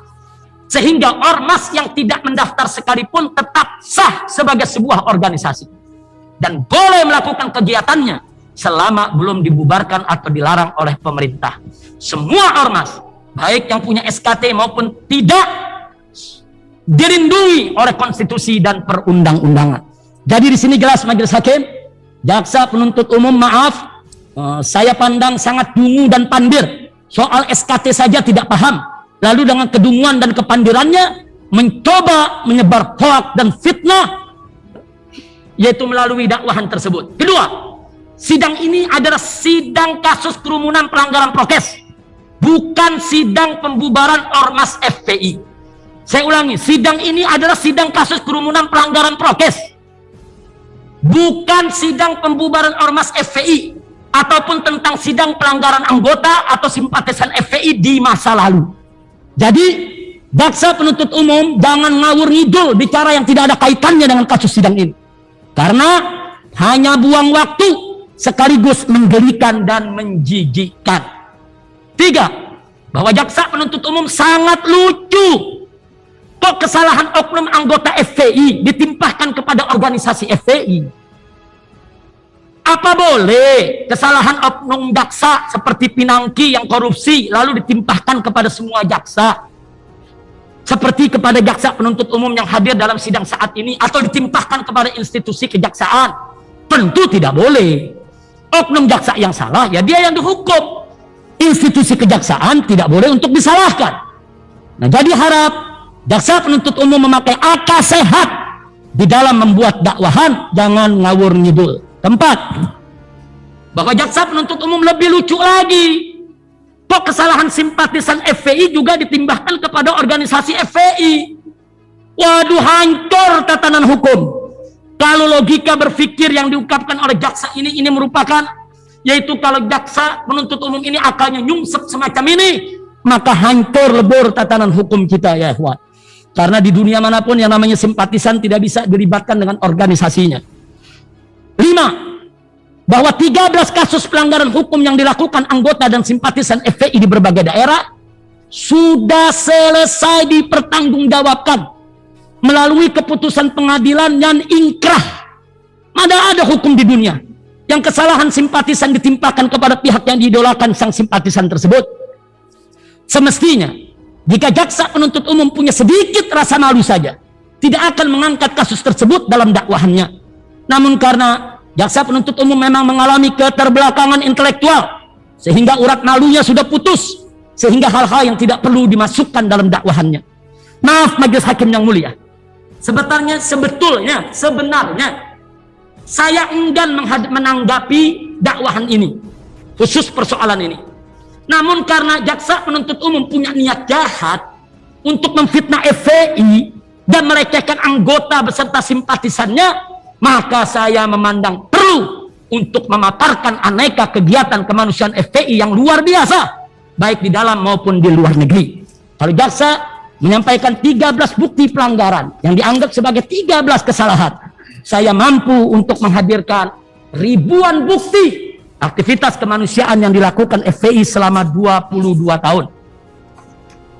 Maka itu saya mohon maaf majelis hakim, karena ini terlalu panjang. Saya kalau boleh saya hanya memilih beberapa poin saja untuk aktivitas kemanusiaan. Ya, baik. Karena kalau silakan. saya baca semua memakan waktu majelis hakim. Karena juga nanti kita akan baca masing-masing ya. Tetap Ya, kita terima akan kasih baca. majelis hakim. Ya. Jadi saya ringkaskan saja pada semua pengacara. Beberapa saya pilih yang saya pandang sangat perlu. Ya. Aktivitas kemanusiaan Front Pembela Islam selama 22 tahun. Dari tahun 1998 sampai tahun 2020. 17 Agustus 1998, FPI dideklarasikan di ibu kota Jakarta dan langsung terjun membantu masyarakat mengamankan Jakarta dari kerusuhan dan penjarahan. Sepanjang tahun 1999, FPI melakukan dua hal besar. Satu, FPI terlibat langsung dalam penanganan konflik Ambon sejak awal tragedi 19 Januari 1999 hingga terciptanya perdamaian. Saya dan kawan-kawan langsung turun ke Ambon dan langsung menghadiri perdamaian tersebut yang dipimpin oleh Bapak Wakil Presiden Hamzah Has ketika itu. Kemudian yang kedua, FPI mengajukan proposal perdamaian Aceh yang kemudian dijadikan acuan pengambil kebijakan sampai terjadinya kesepakatan Helsinki untuk Aceh. Pada tanggal 1 Juni 1999, FPI mengusulkan dan mendiskusikan langsung konsep FPI dalam penyelesaian konflik Aceh di markas besar TNI Cilangkap bersama Kaster Abri ketika itu Majen TNI Susilo Bambang Yudhoyono, yaitu mantan presiden kita, dan Mayor Jenderal Sudi Silalahi, mantan Menteri Sekretaris Kabinet kita, untuk disampaikan kepada Pangat Jenderal Wiranto dan Presiden RI B.J. Habibie. Inti usulan FPI adalah: 1. Stop segala bentuk kekerasan militer di Aceh. 2. Berikan kompensasi kepada semua keluarga korban kekerasan militer di Aceh. 3. Berdayakan semua anggota GAM dan AGAM untuk mengelola pemerintahan daerah di Aceh sekaligus menjaga keamanan Aceh. 4. Pembagian hasil daerah Aceh 75% untuk Aceh dan 25% untuk pusat. 5. Memberikan otonom seluas-luasnya untuk Aceh sebagai daerah istimewa. 6. Mengizinkan Aceh melaksanakan syariat Islam secara konstitusional. 7. Membangun dan mensejahterakan Aceh secepat-cepatnya. Ini diterima oleh Bapak Jenderal TNI Wiranto dan pada tanggal 17 Agustus 1999 beliau hadir dalam acara Milad FPI dan menyampaikan bahwa seluruh usulan proposal FPI sudah ditampung, diakomodir, diterima, bahkan sampai terjadinya perdamaian di Helsinki. Sepanjang tahun 2000, FPI menyelamatkan ratusan wanita desa yang disekap dan diperjualbelikan serta dipaksa jadi pelacur di sepanjang wilayah Subang sampai Indramayu. Sepanjang tahun 2001, FPI menggelorakan gerakan rekonsiliasi nasional dan percepatan pemilu demi perdamaian dan keutuhan NKRI. Karena tahun 2001 itu masih terjadi pertikaian akibat reformasi. Sepanjang tahun 2002, FPI menggelorakan gerakan anti korupsi dan terlibat langsung dalam dialog nasional penanganan terorisme di Kementerian Hukum dan HAM Republik Indonesia, serta terjun membantu korban banjir besar di ibu kota Jakarta. sepanjang tahun 2003, FPI terlibat langsung dalam penanganan konflik Poso dan aktif kampanye stop bom teror.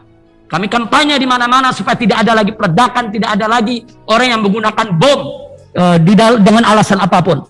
Sepanjang tahun 2004, FPI menurunkan 1.300 relawan untuk evakuasi 100.000 mayat dan membantu ratusan ribu pengungsi akibat tsunami, serta membersihkan ratusan masjid, sekolah, dan perkantoran, sekaligus membangun kembali ratusan desa yang hancur. Sebagai catatan Majelis Hakim, 100 mayat yang kami evakuasi dari 100.000, maksudnya 100.000 mayat yang kami evakuasi, dari 100.000 itu ada 70.000 mayat yang kami urus. Kami kafankan, kami salatkan, kami kuburkan. Yang 30.000 kami minta bantuan TNI. Setelah kami evakuasi, kami serahkan kepada TNI untuk dibawa ke kuburan massal. Jadi total semua yang kami urus dalam evakuasi adalah 100.000 jenazah.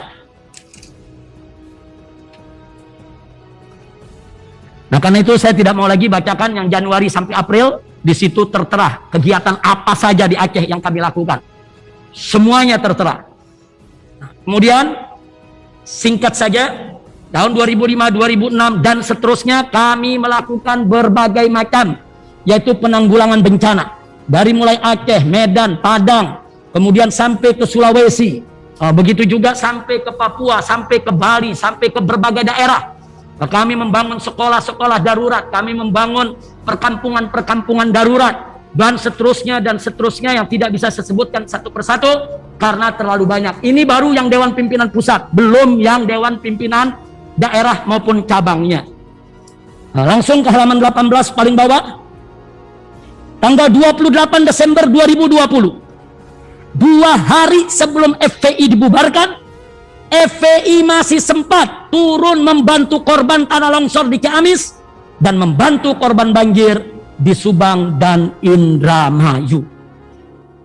Selain berbagai aktivitas kemanusiaan yang sudah dipaparkan di atas, FPI juga punya aktivitas kemanusiaan internasional. Antara lain, 1, membuka bank darah. Sekali lagi, membuka bank darah di Rumah Sakit Indonesia di Gaza, Palestina, yang dibangun oleh Mercy dan kawan-kawan. Mercy membangun rumah sakit, kami FPI diajak untuk ikut kumpulkan dana dan lain sebagainya. Dan terakhir, FPI punya dana sendiri untuk membangun bank darah. Dana itu merupakan hasil sumbangan umat. Sampai hari ini bank darah tersebut masih ada dan sangat berguna. Ketika Israel datang menembaki, melukai warga Palestina, mereka tidak lagi kekurangan darah. Sebelum ada bank darah ini, banyak anak-anak kita di Palestina yang mati karena kekurangan darah pada saat terjadi serangan Israel. Kemudian yang kedua, memberi beasiswa kepada anak yatim Palestina di Gaza. Yang ketiga, membangun komplek pengungsi Rohingya berikut masjid dan sekolahnya di Myanmar dan di perbatasan Bangladesh dengan Myanmar. 4, mengirim bantuan kemanusiaan ke Muslim Uighur di Cina. 5, mengirim bantuan kemanusiaan di wilayah perang seperti di Syria, Irak, dan Yaman. Tidak sampai di situ. Jadi setelah tidak sampai di situ, masih banyak lagi, yaitu aktivitas kemanusiaan yang dilakukan oleh FPI. Makanya saya sangat sesalkan jaksa penuntut umum hanya memaparkan 13 pelanggaran. 13 pelanggaran kemudian dijadikan sebagai argumentasi untuk mengkriminalisasi FPI, melecehkan FPI, dan juga mengkriminalisasi saya. Baiklah, kita lanjutkan kepada jaksa penuntut umum. Tidak sampai di situ, ternyata jaksa penuntut umum suka ngarang bebas dengan mengatakan bahwa Wali Kota Jakarta Pusat Bayu Megantara dan Kapolres Metro Jakarta Pusat Heru Novianto serta Kasat Intelkam Polres Metro Jakarta Pusat Ferguson telah menyampaikan pemberitahuan lisan dan tulisan kepada saya tentang prokes, lalu saya tidak mematuhinya. Jawaban saya bahwa saya tidak kenal dan tidak pernah bertemu dengan mereka. Saya pun tidak pernah mendengar atau menerima pemberitahuan mereka tentang prokes baik lisan maupun tulisan.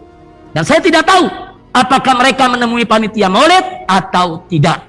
Mungkin mereka temui panitia maulid, mungkin tidak. Tapi saya tidak pernah ketemu dengan mereka, tidak pernah bicara, tidak pernah menerima surat apapun dari mereka. Jadi jaksa penuntut umum jangan ngarang bebas.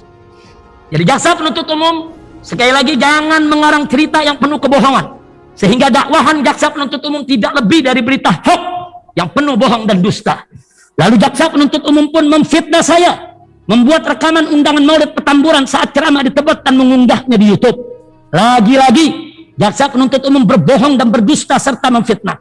Untuk ini saya nyatakan bahwa saya tidak pernah merekam atau meminta direkam atau menyuruh direkam undangan maulid Petamburan saat ceramah di Tebet, saudara, apalagi mengunggahnya di YouTube. Karenanya saya ingatkan kepada jaksa penuntut umum, stop bohong, stop dusta, stop hoax, stop fitnah. Harap jaksa penuntut umum tidak mengotori sidang pengadilan yang terhormat ini dengan bohong, dusta, hoax, dan fitnah. Takutlah kalian kepada Allah Subhanahu wa Ta'ala. Karenanya, kepada kepolisian maupun kejaksaan, khususnya jaksa penuntut umum, dalam kasus kerumunan maulid Nabi Muhammad SAW, saya ingatkan sekali lagi, takutlah kepada Allah Subhanahu wa Ta'ala. Jangan sekali-kali melakukan kezaliman dan penzaliman. Hari ini kita bertemu di pengadilan dunia, esok kita akan berkumpul di pengadilan akhirat. Saudaraku, polisi dan jaksa, nasihat saya untuk Anda, jangan pernah beralasan hanya melaksanakan tugas atau terpaksa ditekan atasan sehingga Anda berbuat zalim. Karena jika alasan tersebut dibenarkan, maka berarti tidak ada lagi kezaliman yang boleh disebut sebagai kezaliman. Na'udzubillah min dzalik. Penutup. 5 Romawi penutup. Yang mulia majelis hakim, setelah saya sampaikan bantahan dan sanggahan atas dakwaan jaksa penuntut umum, maka sebelum saya akhiri eksepsi ini adalah hal penting yang harus saya sampaikan agar majelis hakim yang mulia mendapat gambaran utuh tentang apa yang telah menimpa saya dalam proses perjalanan menuju sidang ini, sebagaimana telah saya singgung dalam kronologis. Jadi 1 sampai 5 saya tidak bacakan lagi majelis hakim karena sudah saya baca di halaman yang lalu. Ironis, saat saya masih berstatus saksi dalam kasus dugaan pelanggaran protokol kesehatan, tapi saya dan keluarga diintai dan dikuntit serta dipepet dan ditembaki, hina hingga 6 pengawas saya diculik dan dibantai dengan brutal dan sadis. Pertanyaan saya, apa seperti itu proses hukum bagi saksi dalam kasus dugaan pelanggaran prokes? Masih saksi dalam kasus yang disidang hari ini, diakui oleh Kapolda Metro Jaya bahwa Kapolda Metro Jaya mengirim tim untuk mengintai, untuk menguntit, yang kemudian terjadi mereka memepet, mereka menembaki, mereka menculik pengawal saya 6 orang dan mereka bunuh dengan keji. Nah, jadi pertanyaannya, apakah begini proses hukumnya? Oh, proses hukum prokes saja seperti proses hukum teroris. Bahkan bukan sembarang teroris, ini teroris kelas dunia. Inna lillahi wa inna ilaihi raji'un. Ini jelas kezaliman polisi. Dan sayangnya, jaksa penuntut umum dengan 5 dakwaan tadi semakin menambah kezaliman di atas kezaliman. Nastaghfirullahaladzim. Inna lillahi wa inna ilaihi raji'un. Oleh karena itu, melalui sidang ini saya sampaikan doa dan harapan. Semoga majelis hakim yang mulia bisa segera menghentikan kezaliman dan penzaliman terhadap saya dan kawan-kawan. Semoga majelis hakim yang mulia diberikan kekuatan oleh Allah Subhanahu wa Ta'ala untuk menegakkan keadilan dan melenyapkan kezaliman serta menjadi garda terdepan dalam menjaga tatanan hukum di Indonesia agar tidak dirusak oleh mafia hukum manapun. Dan kepada seluruh rakyat dan bangsa Indonesia, saya serukan untuk bergerak melawan segala bentuk ketidakadilan dan memerangi segala jenis diskriminasi hukum serta menumbangkan semua tirani kezaliman. Akhirnya, kepada majelis hakim yang mulia, kami meminta dari sanubari yang paling dalam agar dalam putusan sela menghentikan proses hukum yang zalim terhadap saya dan kawan-kawan ini, serta membebaskan kami tanpa syarat demi terpenuhi rasa keadilan, sekaligus menyelamatkan tatanan hukum dan sendi keadilan di tanah air yang sedang dirongrong oleh kekuatan jahat yang anti agama dan anti Pancasila, serta membahayakan keutuhan persatuan dan kesatuan negara kesatuan Republik Indonesia. Bismillahirrahmanirrahim. Alhamdulillahirabbil alamin. Wassalatu wassalamu ala sayyidil mursalin wa ala alihi at-tahirin wa ashabihi at-tayyibin wa atba'ihi ila yaumiddin. Allahumma arina al-haqqa haqqan warzuqna ittiba'ah wa arina batila batila warzuqna ijtinabah. Allahumma ansurna ala a'da'ina wa a'da'ika wa a'da'id din ajma'in. Allahumma la tumakkinil a'da'a fina wala minna wa la tusallithum alaina bidunubina wa uyubina. Allahumma ij'al kaidahum fi nahrihim wa makrahum a'idan alaihim innaka ala kulli syai'in qadir. Allahumma 'alaika bil hukamidz zalimin. Allahumma 'alaika bil hukamidz zalimin. Allahumma 'alaika bil hukamidz zalimin. Allahumma farriq jam'ahum wa sattit syamlahum wa mazzik wahdatahum وخرب قوتهم وزلزل أقدامهم وقلل عددهم وفل حدهم وقلب تدبيرهم وقرر تدميرهم ودمرهم تدميرا واقتلهم بددا ولا تغادر منهم أحدا. اللهم ارزقنا نصرا عزيزا وفتحا مبينا وإماما عادلا وبلدا آمنا مباركا فانصرنا في المحكمة يا رب وأخرجنا من السجن سريعا عاجلا في لطف وخير وعافية وارجعنا إلى بيوتنا واجمعنا مع أهل بيتنا وأصحابنا وأحبابنا غانمين فارحين سالمين ناجحين فائزين مؤيد منصور بحق سيد المرسلين برحمتك يا أرحم الراحمين. Sekian eksepsi saya. Hasbunallah wa ni'mal wakil, ni'mal maula wa ni'man nasir, wala haula wala quwwata illa billahil aliyil azim. Walhamdulillahi rabbil alamin. Jakarta, 26 Maret 2021, Habib Muhammad Rizik bin Hussein Syihab. Terima kasih kepada Majelis Hakim. Jazakumullahu khairal jasa. Wassalamualaikum warahmatullahi wabarakatuh. Waalaikumsalam. Ini kan ada dua perkara ya. Perkara nomor 221 dan nomor 226 yang saya ke majelisnya ini, kami majelisnya. Kalau mendengar tadi uraian eksepsinya atau keberatannya itu dari awal sejak tiba di sini sampai terakhir diajukan atau dijadikan sebagai tersangka sudah diulas semuanya ya. Pertanyaan saya, apakah materi keberatan ini juga sama dengan di perkara nomor 226 atau ada tersendiri lagi untuk perkara sebagian sama. Sebagian sama. Jadi nanti saya mohon izin sama Majelis Hakim pada saat membacakan eksepsi yang kasus Mega Mendung. Ya. Bagian yang sama tidak perlu saya bacakan lagi. Oke. Jadi saya bacakan yang tambahan-tambahan yang tidak sama. Seperti kronologis umpamanya itu sama. Ya. Ya, baik. kronologis saya tidak perlu bacakan lagi. Ya, karena kita sudah mendengar ya dan sudah membaca ini. Baik kalau gitu. Jadi itu tadi ya, penuntut umum adalah keberatan terhadap dakwaan di perkara nomor 221 di Petamburan. Nah, kemudian sekarang ini yang akan dibacakan lagi adalah perkara nomor 226 di Mega Mendung. Ya, seperti yang disampaikan tadi bahwa yang sama isinya, oh ini ada ya sendiri. Nah, untuk menyingkat waktu aja ya, jadi tidak dibacakan lagi, tidak diulangi yang sudah ada tadi diuraikan. Jadi pokok-pokoknya.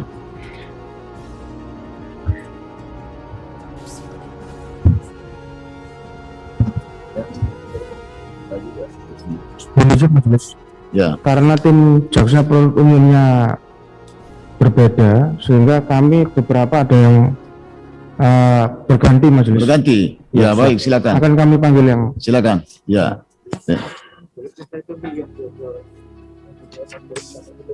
Ya. Kalau penasihat hukumnya 221 dan 226 sama ya? Sama ya. Oke, baik.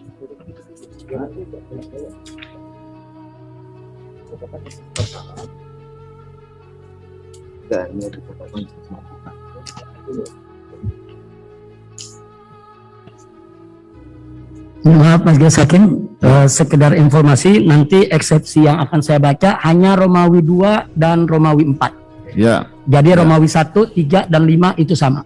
Ya, baik. Jadi silakan dibacakan untuk perkara nomor 226, pokok-pokoknya berarti ya, karena ini ada persamaan tadi yang di perkara di Petamburan. Baik, silakan. Assalamualaikum warahmatullahi wabarakatuh. Waalaikumsalam. Bismillahirrahmanirrahim. Subhanallahil jabbaril qahhar. Walhamdulillahil ghaffar sattar. Wassalatu wassalamu ala nabiyil mukhtar wa ala alihil adhar wa ashabihil akhyar wa atba'ihil abrar. Nota keberatan eksepsi Al-Habib Muhammad Rizik bin Hussein Syihab atas dakwahan jaksa penuntut umum. Nomor perkara PDM 013 JKT Tim EQ 02 2021 tentang kasus kerumunan Mega Mendung Bogor. Saya tidak bacakan lagi halaman 1 karena sama dengan tadi sampai halaman 3 yang berisikan tentang ayat-ayat suci Al-Quran dan hadis Nabi tentang penegakan keadilan. Kemudian saya juga tidak bacakan halaman 4 yaitu bab 1 pendahuluan juga sama dengan yang tadi Majelis Hakim. langsung ke halaman 5, yaitu Romawi 2. Ya. Bismillahirrahmanirrahim. 2 Romawi, kriminalisasi cinta dan kerinduan. Pada tanggal 10 November 2020, saya dan keluarga tiba di Bandara Soekarno-Hatta Cengkareng dan disambut jutaan umat dengan antusias serta spontan karena cinta dan rindu. Terjadinya kerumunan jutaan manusia saat pandemi tak terhindarkan. Namun demikian, alhamdulillah, kerumunan tersebut tidak dipermasalahkan oleh pemerintah dan tidak diproses hukum sebagai pelanggaran prokes. Lalu pada tanggal 13 November 2020, saat saya datang ke Bogor dengan tujuan pesantren agrokultural Markas Syariat, tanpa diduga di pertigaan Gadok disambut ribuan umat Islam sepanjang jalan. Dari mulai Gadok hingga pesantren Markas Syariat secara spontan dan antusias umat berbondong-bondong menyambut karena cinta dan rindu. Dalam peristiwa ini pun terjadinya kerumunan dan pelanggaran prokes tak terhindarkan. Bukan karena disengaja atau direncanakan, akan tetapi karena spontanitas kecintaan dan kerinduan. Namun berbeda dengan kerumunan bandara. Walaupun jumlah massa kerumunan Megamendung jauh lebih kecil, namun justru dipermasalahkan dan diproses sebagai pelanggaran prokes. Anehnya, saya yang tidak mengundang, tidak mengajak, tidak menyuruh, tidak merencanakan penyambutan tersebut, bahkan saya justru kaget mendapat penyambutan yang luar biasa dari masyarakat Bogor, tetapi saya malah ditersangkakan. Bagi saya, menjadikan penyambutan masyarakat yang spontan dan antusias karena cinta dan kerinduan sebagai tindak kejahatan pidana adalah merupakan tindakan berlebihan dan terlalu mengada-ngada, bahkan merupakan kejahatan kriminalisasi cinta dan kerinduan. Saya ulangi, bagi saya, menjadikan penyambutan masyarakat yang spontan dan antusias karena cinta dan rindu tersebut sebagai tindak kejahatan pidana adalah merupakan tindakan berlebihan dan terlalu mengada-ngada, bahkan merupakan kejahatan kriminalisasi cinta dan kerinduan. Oleh karenanya, harapan dan permohonan saya kepada Majelis Hakim yang mulia untuk menolak kriminalisasi cinta dan kerinduan umat dengan jalan membatalkan semua dakwahan jaksa penuntut umum yang mengada-ngada demi hukum dan keadilan. Di sini saya tegaskan, satu, bahwa saya ke pesantren alam agrokultural Markas Syariat di Megamendung Bogor adalah sama dengan saya pulang ke rumah, karena saya sebagai pendiri dan pembina pesantren Markas Syariat punya rumah tinggal di pesantren tersebut. Dua, bagi saya menggelar acara peletakan batu pertama Masjid Raya Markas Syariat dan peresmian media TV Markas Syariat hanya untuk warga Markas Syariat yang terdiri dari guru, pengurus, santri yang memang tinggal di komplek pesantren, bukan untuk warga luar. Itu pun harus tetap dengan prokes. Tiga, bahwa adanya warga luar yang bertamu ke Markas Syariat adalah inisiatif mereka, bukan karena diundang. Dan itu pun mereka sebagai tamu tetap harus ikut prokes. Empat, bahwa di Jalan Raya Gadok, Puncak, Megamendung, saya tidak melihat TNI, Polri, Satpol PP, Satgas Covid yang memberi arahan kepada masa kerumunan. Saya ada di atas mobil saat itu karena mobil saya tidak bisa jalan. Saya minta masyarakat minggir, berikan jalan agar saya cepat sampai ke pesantren. Dan saya terus mengingatkan masyarakat tentang prokes. Tapi anehnya, ada puluhan bahkan mungkin ratusan ribu orang kumpul di jalan raya. Tidak ada TNI, tidak ada Polri, tidak ada Satpol PP, tidak ada Satgas Covid yang memberi arahan kepada masa kerumunan. Justru saya dari atas mobil yang terus berteriak patuhi prokes dan jaga diri dari pandemi. Beri saya jalan biar saya segera sampai ke pesantren karena ingin melaksanakan sholat Jumat. Nah, karena kalau ditahan terus saya bisa terlambat sholat Jumat. Kemudian yang kelima, bahwa kerumunan di Jalan Raya Gadok Megamendung murni antusias umat dan spontan atas dasar cinta dan rindu, bukan kejahatan pidana. Nah, selanjutnya Romawi ketiga tidak saya bacakan Majelis Hakim karena tadi sudah kita bacakan tentang kronologisnya, sama isinya, tidak berbeda. Nah, langsung saja ke Romawi 4. bantahan dan sanggahan. Berikut ini saya menyampaikan dan memaparkan bantahan atas setiap dakwahan jaksa penuntut umum, sekaligus sanggahan atas setiap pasal perundangan yang digunakan jaksa penuntut umum dalam menebar fitnah dan tuduhan keji terhadap saya. A. Dakwaan ke-1. Pasal 93 Undang-Undang Nomor 6 Tahun 2018 tentang kekarantinaan kesehatan. Dengan pasal ini jaksa penuntut umum memfitnah saya tidak mematuhi penyelenggaraan kekarantinaan kesehatan, bahkan menghalang-halangi penyelenggaraan kekarantinaan kesehatan sehingga menyebabkan kedaruratan kesehatan masyarakat. Padahal dalam peristiwa kerumunan penyambutan saya di Megamendung, justru saya tidak menduga dan saya memakai masker serta tetap menjaga jarak. Saya tidak pernah mengganggu apalagi menghalangi penyelenggaraan kekarantinaan kesehatan. Saat terjadinya kedaruratan kesehatan masyarakat, soal terjadinya kedaruratan kesehatan masyarakat, maaf di situ bukan saat tapi soal. Soal terjadinya kedaruratan kesehatan masyarakat sudah terjadi sebelum kepulangan saya ke Indonesia. Justru sejumlah pejabat tinggi negara menjadi penyebab terjadinya kedaruratan kesehatan masyarakat akibat pernyataan blunder mereka soal COVID. Bahkan ada yang membohongi rakyat, antara lain 1. Menko Polhukam RI Mahfud MD membohongi masyarakat dengan menyatakan bahwa cukup dengan olahraga untuk menghadapi pandemi COVID. Pernyataan ini tersebar, ada di semua media, sampai saat ini jejak digitalnya ada. 2. Menko Maritim Luhut Binsar Panjaitan membohongi masyarakat dengan menyatakan bahwa virus corona tidak kuat dengan cuaca Indonesia. 3. Menko Perekonomian RI Erlangga juga membohongi masyarakat dengan menyatakan bahwa corona tidak akan masuk Indonesia. 4. Mantan Menteri Kesehatan RI Terawan juga membohongi masyarakat dengan menyatakan bahwa orang sehat hadapi COVID tidak perlu masker dan yang sakit pun akan sembuh sendiri sehingga tidak perlu diobati. 5. Menteri Perhubungan RI Budi Karya juga membohongi masyarakat dengan menyatakan bahwa nasi kucing membuat kebal dari corona. Sengaja 5 ini saya cantumkan di sini karena mereka semua pejabat tinggi, semuanya adalah menteri. Selain itu, menurut lembaga LP3S masih ada 37 pernyataan blunder aparat tentang COVID yang menunjukkan ketidakseriusan mereka di awal pandemi untuk menghadapi atau menangani pandemi. Pertanyaannya, kenapa bukan mereka yang diproses dengan undang-undang ini? Kenapa bukan mereka yang diseret ke sidang pengadilan ini? Kenapa harus saya? Karena itu saya minta kepada Majelis Hakim yang mulia untuk bisa demi tegaknya hukum dan keadilan untuk membatalkan dakwaan ke-1 tersebut, karena dakwaan ini terlalu mengada-ngada dan bersifat diskriminatif. B. Dakwaan kedua, pasal 14 ayat 1 Undang-Undang Nomor 4 Tahun 1984 tentang wabah penyakit menular. Dengan pasal ini, jaksa penuntut umum memfitnah saya telah dengan sengaja menghalangi pelaksanaan penanggulangan wabah sehingga terancam 1 tahun penjara. Bantahan dan sanggahan saya terhadap dakwaan kedua ini sama dengan bantahan dan sanggahan saya atas dakwaan ke-1. Dakwaan ketiga, pasal 216 ayat 1 KUHP.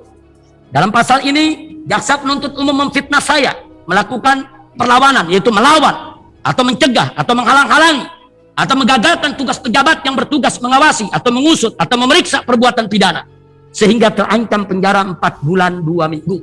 Sekali lagi, bantahan dan sanggahan saya terhadap dakwaan ketiga ini sama dengan bantahan dan sanggahan saya atas dakwaan ke-1 dan kedua, karena memang saya tidak pernah menghalang-halangi penyelenggaraan kekarantinaan kesehatan atau pelaksanaan penanggulangan wabah atau petugas negara. Karenanya bagi saya ketiga dakwaan jaksa penuntut umum adalah fitnah, sehingga saya mohon kepada Majelis Hakim yang mulia dan terhormat agar membatalkan semua dakwaan jaksa penuntut umum demi hukum. Nasihat saya untuk kepolisian dan kejaksaan, jangan buat dagelan hukum karena akan merusak citra penegakan hukum di Indonesia. Majelis Hakim yang mulia, akhirnya sampai kepada penutup, saya hanya ingin menyampaikan kepada majelis yang mulia ini sebelum saya tutup eksepsi saya, bahwa kasus kerumunan prokes ini menyebabkan saya berhadapan dengan 3 berkas, 3 sidang dan 3 vonis, 11 dakwahan dan 18 pasal. Tidak sampai di situ, juga menyebabkan organisasi saya dibubarkan, pesantren saya diancam digusur, pengawal saya dibunuh, kemudian sudah dibunuh, difitnah, sekolah anak saya diganggu, pekerjaan mantu saya juga dihalang-halangi, kemudian ditambah lagi tidak sampai di situ, ATM keluarga saya sampai saat ini masih diblokir. Nah, kemudian saya tidak paham kenapa kok gara-gara prokes jadi sedahsyat dan sehebat ini. Akal sehat saya nggak mampu untuk mengurai ini. Kenapa akibat prokes kok ada yang dibunuh, ada pemblokiran, ada pembubaran organisasi. Jadi sekali lagi itu semua menunjukkan bahwa sidang pengadilan ini maaf sekali lagi beribu maaf. Proses yang saya alami dari mulai penyidikan sampai hari ini dan seterusnya, ini hanya merupakan dagalan politik yang penuh dramatisir. Saya mohon kepada Allah, mudah-mudahan majelis hakim yang mulia dijaga oleh Allah, dilindungi oleh Allah dari segala intervensi dan tetap bisa memutuskan dengan keadilan. Sebagai penutup akhirnya saya memohon dengan sangat kepada majelis hakim untuk mengeluarkan yaitu putusan sela agar kasus daripada kerumunan Petamburan maupun kerumunan Megamendung yaitu ditolak dan dibatalkan, dan saya dengan kawan-kawan bisa dibebaskan tanpa syarat demi tegaknya keadilan. Sekian, terima kasih. Rabbana atina fid dunya hasanah wa fil akhirati hasanah wa qina adzabannar. Wa sallallahu ala sayyidina Muhammadin wa ala alihi wa sahbihi ajma'in. Walhamdulillahi rabbil alamin. Sekian eksepsi saya. Terima kasih banyak. Hasbunallahu wa ni'mal wakil, ni'mal maula wa ni'man nasir. Wala haula wala quwwata illa billahil aliyyil azim. Jakarta 26 Maret 2021. Habib Muhammad Rizik bin Hussein Syihab. Assalamualaikum warahmatullahi wabarakatuh.